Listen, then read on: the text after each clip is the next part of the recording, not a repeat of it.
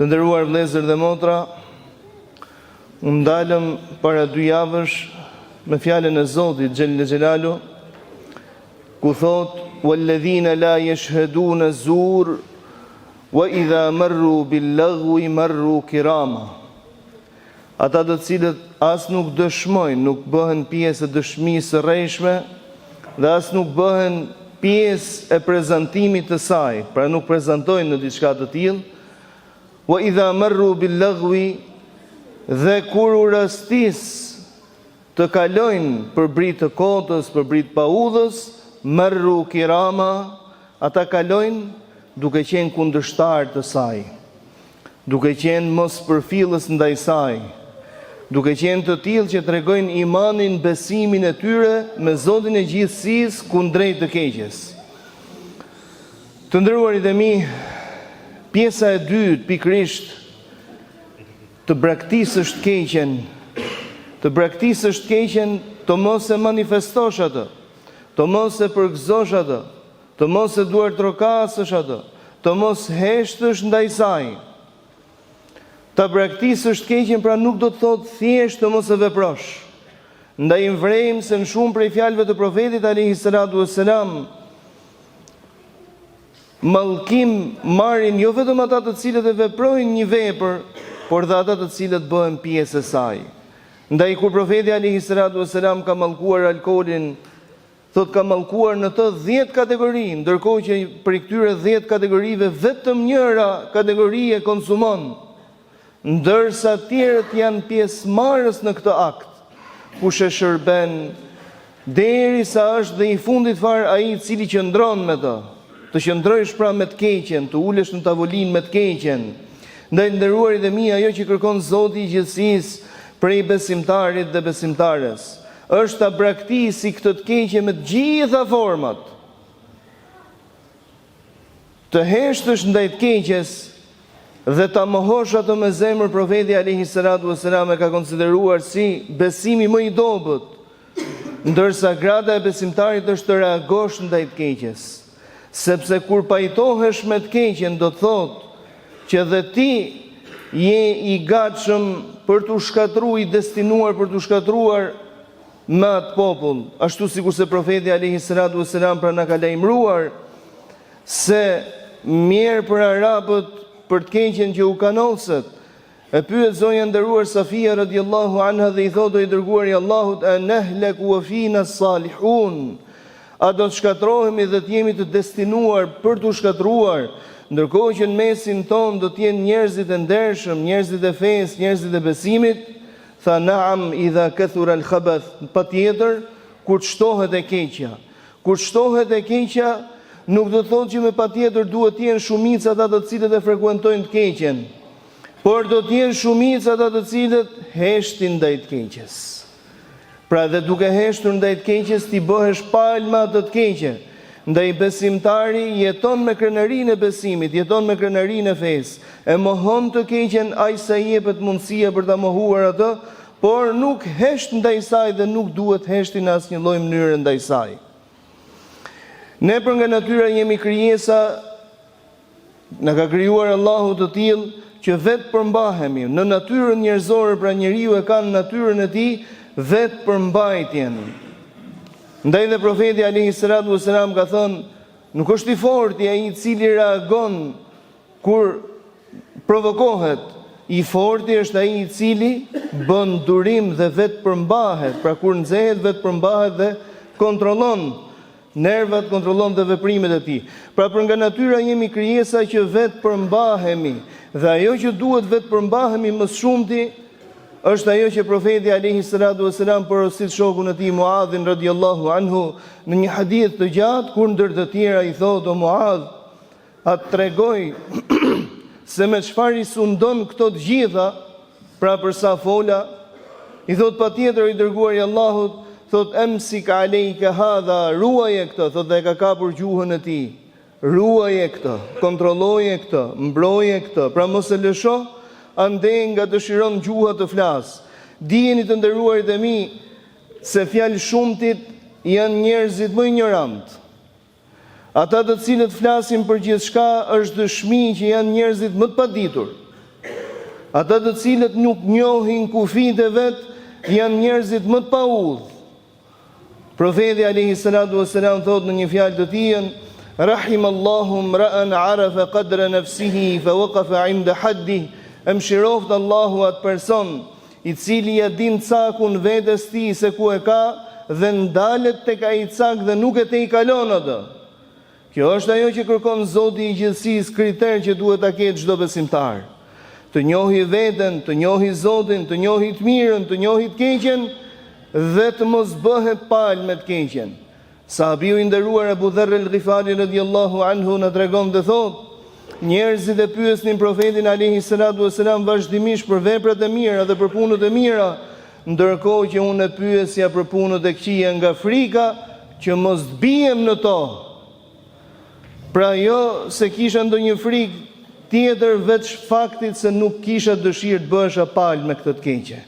Ndaj jetojmë në një botë të egër, në një botë të frikshme, ku provokimet e të gjithë provokatorëve janë të mëdha, ndërsa besimtari duhet të tregojë maturim për i besimtari. Zoti ka vlerësuar të durueshmit, ka vlerësuar të maturit, nuk ka vlerësuar të çmendurit, nuk ka vlerësuar ata të cilët reagojnë. Një ditë prej ditësh, Ebu Bekr Siddiq radhiyallahu anhu, teksa qëndronte me të dërguarin e Zotit një person, po fliste për Ebu Bekrin gjëra të cilat nuk qëndronin. Ndërsa profeti alayhi salatu wassalam vinte buzën gaz pra buzëqeshte. Në një çast u sos durimi i këtij njeriu të madh dhe reagoi dhe ky ndaj këtij personi me të njëjtën monedhë. Pra mshau po e shaj, por nuk është i tillë besimtari. Besimtari kur kalon me veprime të tilla tregon pozicionin që duhet të ketë besimtari dhe Zoti na bëj për atyre të cilët i din pozicionet e tyre dhe ndalen dhe i promovojnë ato. Në një çast reagon Ebu Bekri radhiyallahu anhu dhe në çast brofin këm pejgamberi alayhi salatu wassalam dhe u largua. Kur nisi të largohet, ju vu nga pas Ebu Bekri radhiyallahu anhu dhe ndër të tjera i thotë: i dërguari i Allahut, kur ai foli ndaj meje, pra mshau ose më ofendoi ose foli gjëra të cilat nuk qëndronin për mua, ti buzëqeshje, ndërkohë që kur unë reagova ndaj kësaj të keqeje, ti o i dërguari i Allahut u largove, tha sepse një melek te koka e atij personi qëndronte dhe thonte: dhe për ty e njëjta gjë. Ndërsa kur ti fole dhe reagove, thot në atë çast u larguan me lajket dhe nuk rrin pejgamberi alayhi salatu wassalam aty ku nuk qëndrojnë as me lajket. Pra ky hadith na mëson se duhet të reaguar ndaj të keqes, por jo me të njëjtën monedhë sikurse e kërkon ajo, por me besimin të cilin e përfaqëson besimtari, me atë që kërkon Zoti i gjithësisë prej teje, duke kontrolluar të gjitha gjymtyrët të cilat ne i ka krijuar Allahu.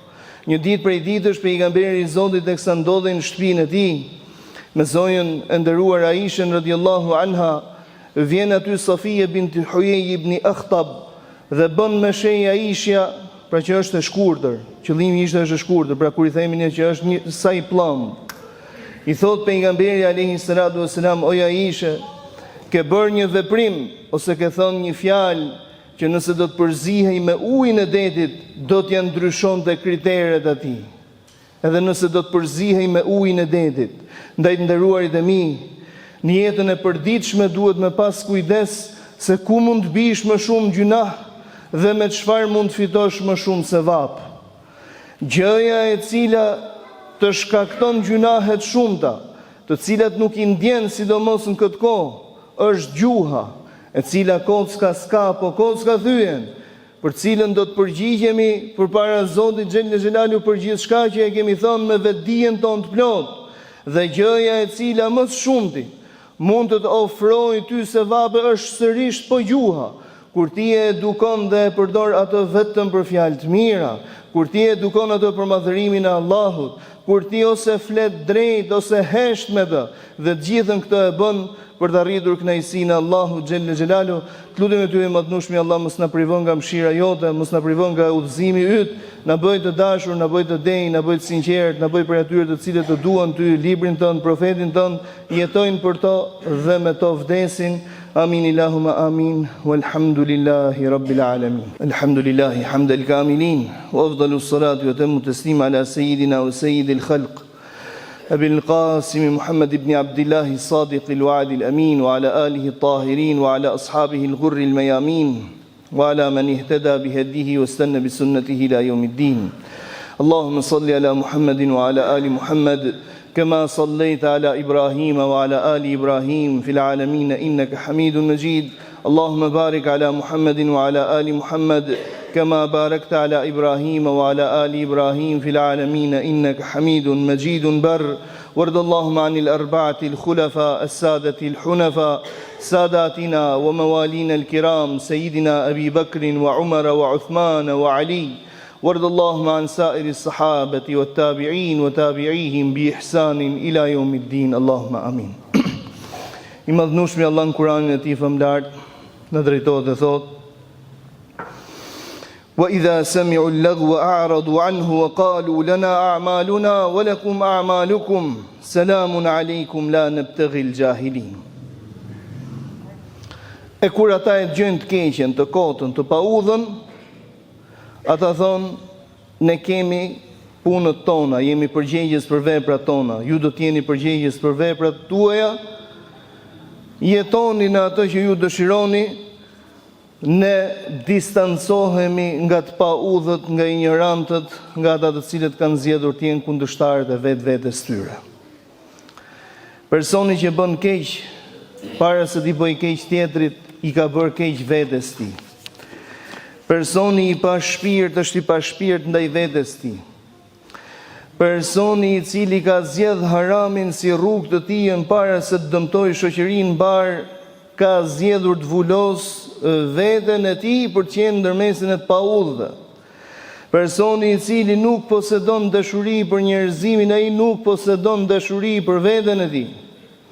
Personi i cili dhe njeriu i cili zgjedh të jetojë në këtë botë, sikurse gjallësat tjera të cilat nuk i ka pajis Allahu xhelle xhelalu me arsye, ka gabuar rrugën. Personi i cili jeton në këtë botë vetëm për të ngopur dëshirat e tij, egot e tij, le ta di se ka zgjedhur rrugën e gabuar. Çdo kush ka dëshira në këtë botë me patjetër, por këto dëshira duhet vehen nën komandën dhe drejtimin e asaj që Allahu kërkon prej nesh. Ndaj lum për atë i cili komandon veprimet, komandon gjymtyrët e tij, komandon gjuhën e tij, komandon dhe punon për përmirësimin e të brendshme zemrës së tij. Lum ai person i cili e zgjeron kraharorin dhe në kraharorin e tij ka vend për gjithë besimtarët, për gabimtarin dhe jo gabimtarin, për diturin dhe për të paditurin. Lum për atë person i cili arrin të njohë veten e tij dhe të njohë kufit që i ka vendosur Allahu xhelle xhelalu. Të lutem ty i madhnushmi Allah na falë, na mëshiro, na pajisë Zot në moralet e larta të Hazreti Muhammedit alayhi salatu wassalam, na bëj jetën të lehtë dhe na mundsoj madhnushmi Allah të vëmë atë në shërbim të fesë tënde, na bëj vdekjen të lehtë dhe na mundsoj madhnushmi Allah të vdesim me shahadet dhe me dinjitet. Të lutem ty i madhnushmi Allah për çdo sëmur Allah shëroje, për çdo të brengosur, të stresuar, të munduar nga hallet e kësaj bote, ndihmoje Zot në largimin e halleve të brengave dhe streseve të tij. Për çdo të zhytur në borxhe, ndihmoje Zot në shlyerjen e borxheve të tij. Zot na furnizo prej halallit dhe bëj ato të dashur për zemrat tona. Na largo Zot prej haramit, aq sa ke larguar lindjen nga perëndimi dhe bëj ato të urryer për zemrat tona. Zot ndihmoju muslimanëve anë mban botës, kudo që ata janë, kudo që ata jetojnë, kudo që ata ndodhen, e veçanërisht muslimanëve të Palestinës, të Gazës, të Sirisë, të Yemenit, të Irakut, kudo derdhet gjaku i muslimanit, kudo nuk ka siguri dhe stabilitet muslimani, Zoti i gjithësisë na mundsoj që kështu sikur se u mblodhëm këtë vend për të madhëruar madhërinë tënde, që të gjithë bashku, bashkë me familjet tona, fëmijët tanë, dashamirët tanë, të mbledhemi në xhennetet e larta, në xhennetet Firdaus. Amin Allahumma amin. Walhamdulillahi rabbil alamin. أشرقت نفسي بنور